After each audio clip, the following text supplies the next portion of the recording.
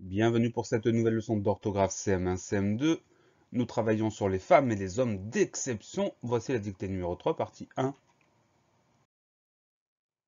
Les mots à prendre s'affichent. Royal, musicien, poète, troubadour, divorce, Aquitaine, cultivé, épousé, Angleterre majeure, figure véritable, soutenir, surnommé, s'entendre, mécène.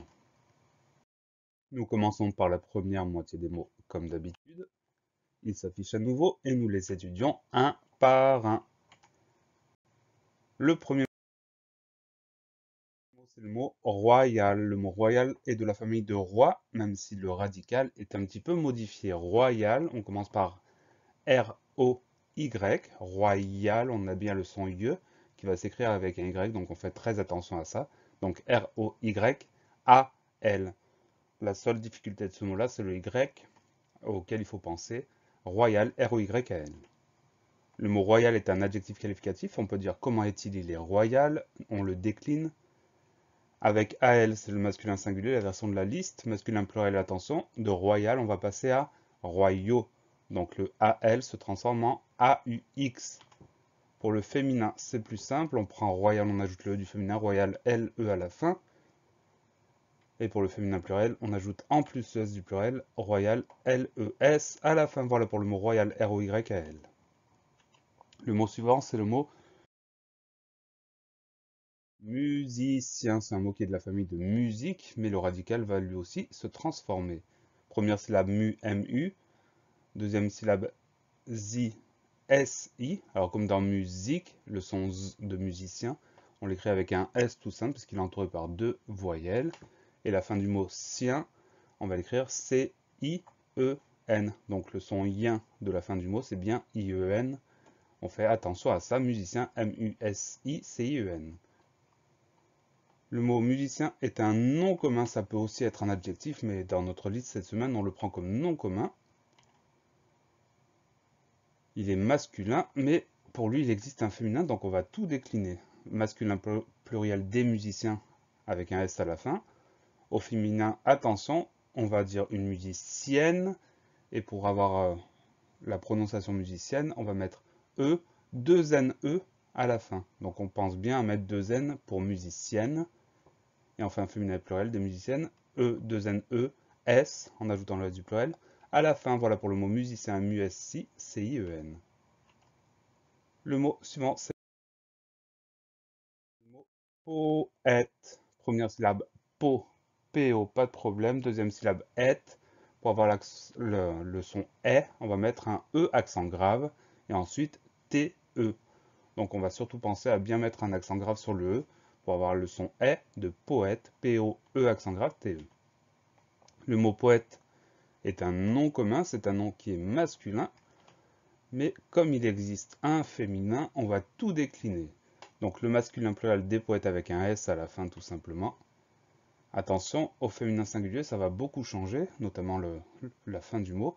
On va dire une poétesse.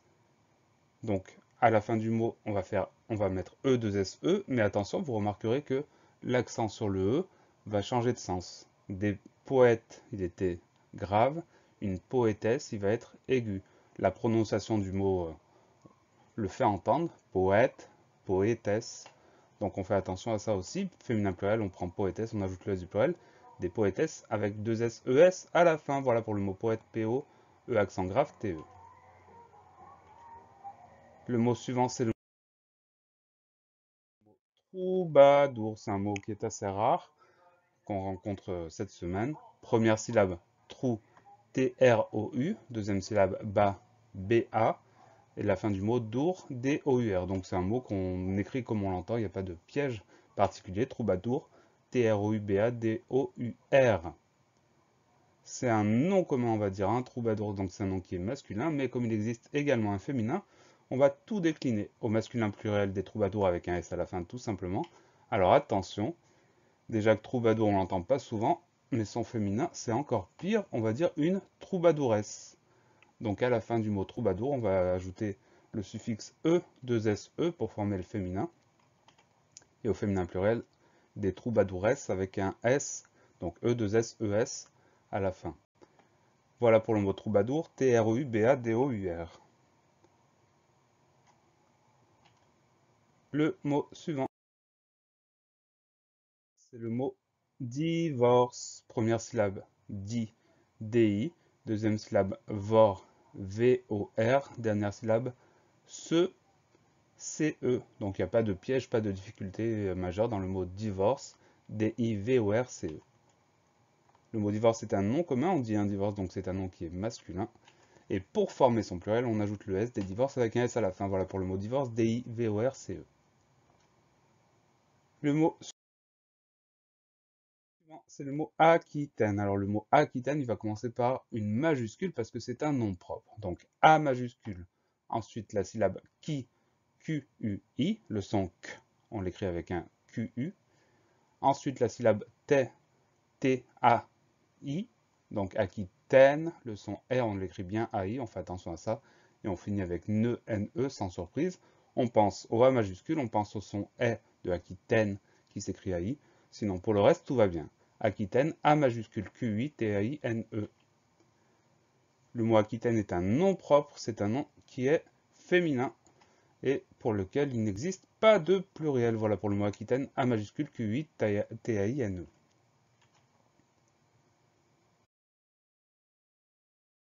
Le mot suivant, c'est le mot cultiver.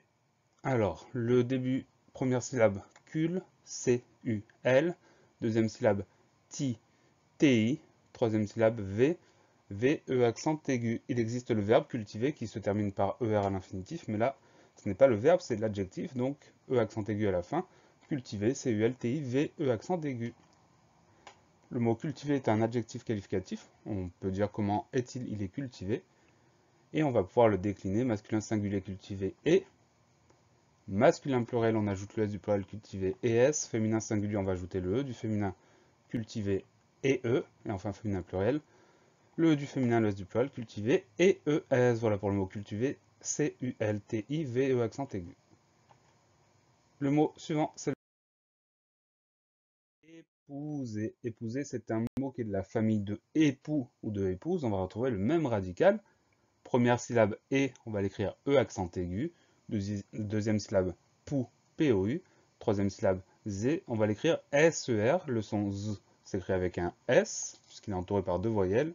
Et le son e final, on va l'écrire E-R, parce que ce mot-là est un verbe, donc on va faire simplement attention à ça. Le premier son e s'écrit E accent aigu. Le dernier son e va s'écrire E-R, parce que c'est un verbe à l'infinitive. Épouser, E accent aigu, P-O-U-S-E-R. Le mot épouser est un verbe, c'est ce qu'on vient de définir ensemble. C'est un verbe en ER à l'infinitif, donc il appartient au premier groupe. Deux exemples de conjugaison tu épouses au présent. Vous avez épousé au passé composé. Et enfin, le participe passé de ce mot-là, de ce verbe épouser, E accent aigu. Voilà pour le mot épouser, E accent aigu, P-O-U-S-E-R. La leçon est finie. Pensez à réviser, pensez à vous entraîner et à bientôt sur la classe plus.